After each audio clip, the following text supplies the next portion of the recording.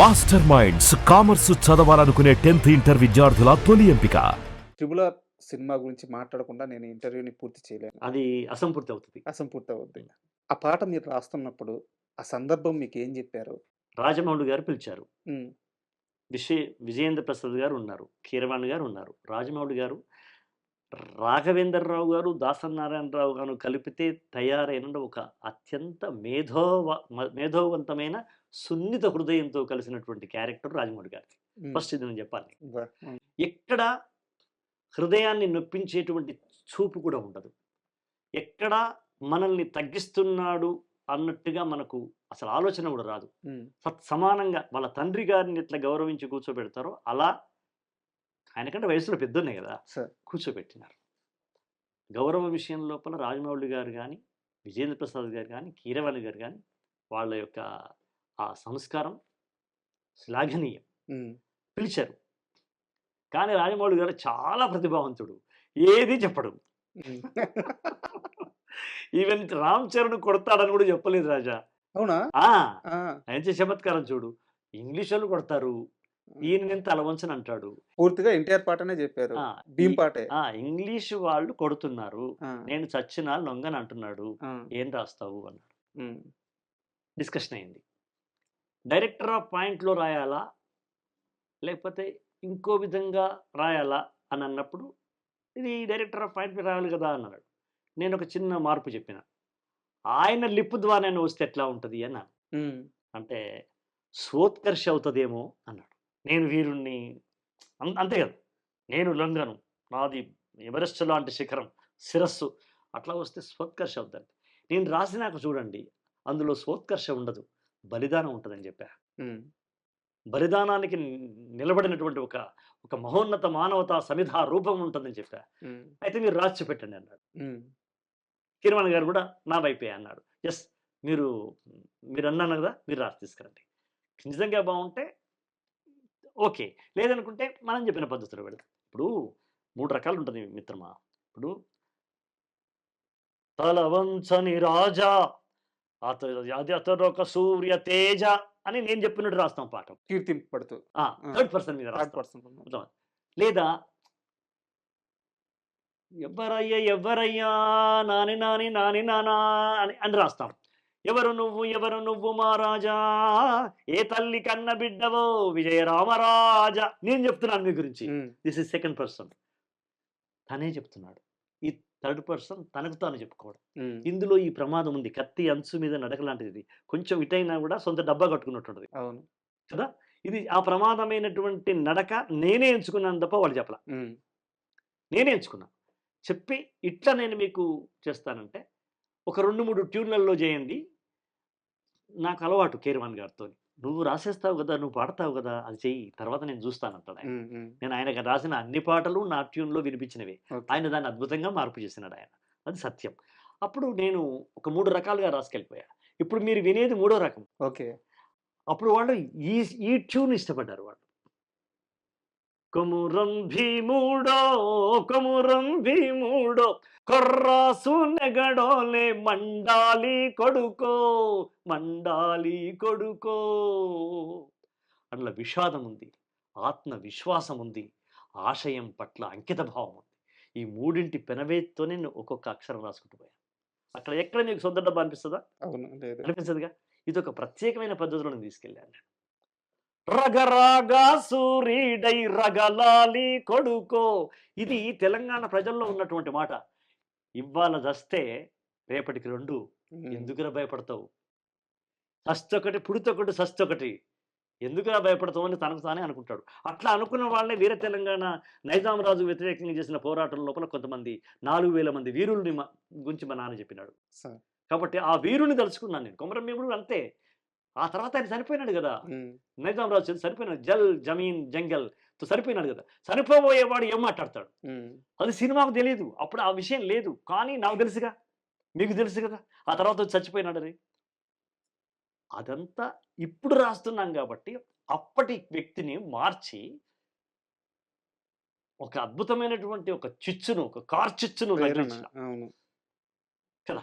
అలాగే భూతల్లి చనుబాలు తాగా నట్టేరో తాగా నట్టేరు చర్మాములిచే దెబ్బకు అబ్బంటోగాల చిలికే రక్తము చూసి చెదిరి తోగాల బుగులేసి కన్నీరు ఒలికి తోగాల భూతల్లి సనుబాలు తాగానట్టేరో తాగానట్టేరో. తెలంగాణలో ఒక పలుకుబడి ఉంది, అది రాయలసీమలో ఉందా ఉత్తరాంధ్రలో ఉందా నాకు తెలియదు. ఏదన్నా ఉంటే అన్న నేను నీకు మాటిస్తున్నా, ఇది నేను చేయకపోతే నేను మా అమ్మకు నేను పుట్టనట్టే హ్మ్. అని అంటారు. హ్మ్. దాన్ని నేను ఇక్కడ కలిపా. ఇది నా బాల్యంలో విన్న మాట. హ్మ్. నా బాల్యం కన్నా ఇంకో 30 ఏళ్ళు వెనక్కి పోయి రాసిన పాట అది. 1920లో రాస్తున్న పాట నేను. 20లో వచ్చినటువంటి మాటలే ఉపయోగించాలి. అవును. అది నాకు రాజమౌళి గారు నాకు స్వేచ్ఛ ఇచ్చినారు. హ్మ్. ఎవరికి అర్థమవుద్దా, కోస్తా వాళ్ళకి అర్థమవుద్దా, మద్రాసులో అర్థమవుద్దా వదిలేయి. నేను దృశ్యం ద్వారా అర్థం చేపిస్తా. నువ్వు అక్కడ పుట్టి పెరిగిన కొమరం భీముడు వాయిస్ ఏదంటే అదే రాయన్నాడు. అది గ్రేట్‌నెస్ ఆఫ్ రాజమౌళి. హ్మ్. యెస్. నాకు స్వేచ్ఛ మైదానం ఇచ్చినాడు. చెరకు తోటలోకి ఐరావతం పోయినట్టుంది నా పరిస్థితి. ఇట్లా మలుచుకుంటే దొరికిపోతుంది చెరకు తోట. ఆ! ఎలా ఉంటదది? అలా నేను మొదలెట్టా. కాలువై పారే నీ గుండె నెత్తూరు. సూత్కర్ష ఉందా? నేలమ్మ నుదుట బొట్టైతుంది చూడు. సొంత డబ్బా ఉందా? అమ్మ కాళ్ళకు పారాణయ్యింది చూడు. తల్లి పెదవుల నవ్వై మెరిసింది చూడు. లాఠీ తీసుకొని ముఖం మీద కొడితే ముఖం పగిలితే కూడా సంగపోళ్ళు ఎక్కడున్నావు అడుగుతున్నావురా, వాళ్ళు ఇక్కడ ఉన్నారా, హ్మ్. నువ్వేమో గడ్డాలు ఉన్నారా అని అడుగుతున్నావు, వాళ్ళు ఇక్కడ ఉన్నారా అని మొహం మీద కొడితే నవ్వుకుంటూ చచ్చిపోయింది ఒక ఆవిడ. మా అమ్మ చెప్పింది. హ్మ్. నవ్వుకుంటూ చచ్చినప్పుడు తెల్లగా ఉంటుంది నవ్వు, కానీ ఆమె ఎర్ర నవ్వింది. ఎందుకంటే పగిలిపోయి బ్లడ్‌తో వచ్చింది. ఎర్రని పళ్ళు బ్లడ్‌తో ఉండి ఆమె నవ్వుతూ చనిపోయింది. ఆ దృశ్యం నాకు గుర్తుంది. అందుకే తల్లి పెదవుల నవ్వై మెరిసింది చూడు. కొమురం భీముడో కొమురం భీముడో పుడమి తల్లికి జనమా అరణమిస్తివిరో. అరణము అంటే సొమ్ము కాదు. అరణము అంటే కరెన్సీ కాదు. అరణము అంటే ఏంది? ప్రాణం ఉండేటువంటి జీవాలను ఇస్తే అది అరణం అంటారు తెలంగాణ. హ్మ్. హ్మ్. అంటే బిడ్డెంబడి ఒక బర్రెనిస్తే, ఒక మేకనిస్తే, ఒక ఆవునిస్తే అది అరణం. ఎందుకిస్తారు అరణము? బిడ్డ మా దగ్గర పెరిగి ఒంటరిగా వెళ్ళిపోతా ఉంది. మా జ్ఞాపకాలొస్తాయి. తనతో పాటు పుట్టి పెరిగిన లేగదూడను ఎంబడి పంపిస్తే, ఎప్పుడైనా దొడ్లో పోయినప్పుడు ఆ లేగదూడ చూడగానే చెల్లె యాదికొస్తది, తల్లి యాదికొస్తది. నా బిడ్డకు ఉపశమత అయితది. తల్లిగారింటి లేగదూడ, తల్లిగారింటి మేకపిల్ల, తల్లిగారింటి కుక్కపిల్ల ఏమైనా అనుకో. అది అమ్మ చూస్తే మా బెంగ తీరుతుంది నా బిడ్డకని ఇచ్చినారది. అదొక గొప్ప సంప్రదాయం. అబ్బా! ఆ సంప్రదాయాన్ని నేను ఇక్కడ పెట్టా.